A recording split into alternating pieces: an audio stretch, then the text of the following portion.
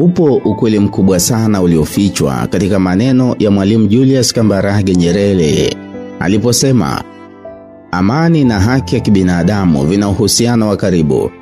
Katika jitihada zetu za kimataifa za kutafuta amani, ni lazima tushiriki pia katika jitihada za kimataifa za kutafuta haki. Haya sio maneno ya kisiasa msikilizaji, bali ni kanuni ya kifalsafa ya maisha ya kijamii.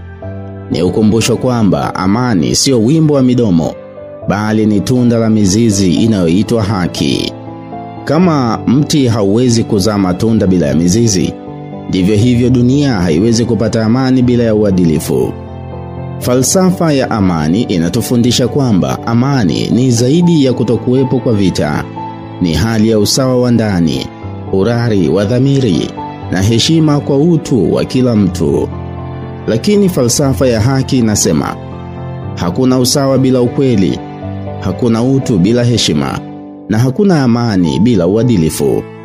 Kwa hivyo amani na haki ni kama pande mbili za sarafu moja ya utu wa mwanadamu. Biblia inatuambia, tunda la haki ni amani. Kazi ya haki itakuwa utulivu na matumaini daima. Hii ni kutoka katika kitabu cha Isaya sura ya 32 aya 17. Utakuta maneno yameandikwa, kutokana na uadilifu watu watapata amani, utulivu na usalama utadumu milele. Heri wenye njaa na kiu ya haki, maana hao watashibishwa. Maneno haya ni katika kitabu cha Mathayo sura ya 5 aya 6. Hapa sasa tunajifunza ya kwamba amani si tu zawadi ya Mungu, bali ni matokeo ya juhudi ya binadamu anayechagua kutenda kwa haki. Kwa hiyo, kumpenda Mungu kweli ni kutenda haki kwa mwanadamu.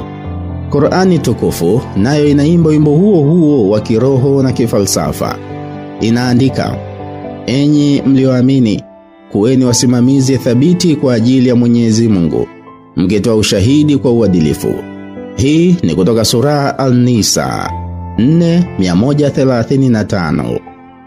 Haki katika Uislamu si wazo la kisheria pekee msikilizaji, bali ni ibada. Ni sehemu ya kusawazisha ulimwengu wa ndani na nje. Mtu mwenye haki anakuwa na amani kwa sababu dhamiri yake haimgongi. Na jamii yenye haki siku zote inakuwa na amani kwa sababu kila mtu anaheshimiwa kama kiumbe cha Mungu. Kama alivyosema Mahatma Gandhi, alisema, amani ya kudumu haipatikani kwa nguvu, bali kwa kuelewana, kuheshimiana na kuishi kwa haki.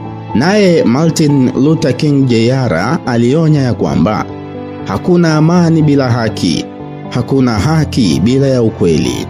Maneno haya yanatufanya tuone kuwa amani si zawadi ya uoga, bali ni matokeo ya ujasiri wa kusimama upande wa ukweli.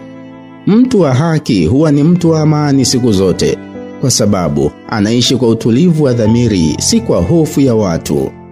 Kwa hivyo ndugu zangu, tukiwa ni watu wa dunia hii inayotapatapa kati ya vita na migawanyiko, tuwe walinzi wa amani kwa njia ya haki.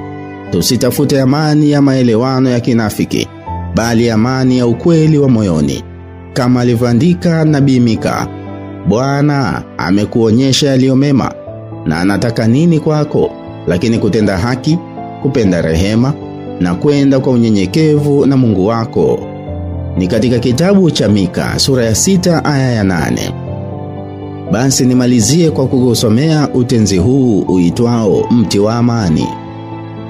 Haki ni mti wa amani, mizizi yake ni kweli, majani ni upendo safi, matunda ni utulivu.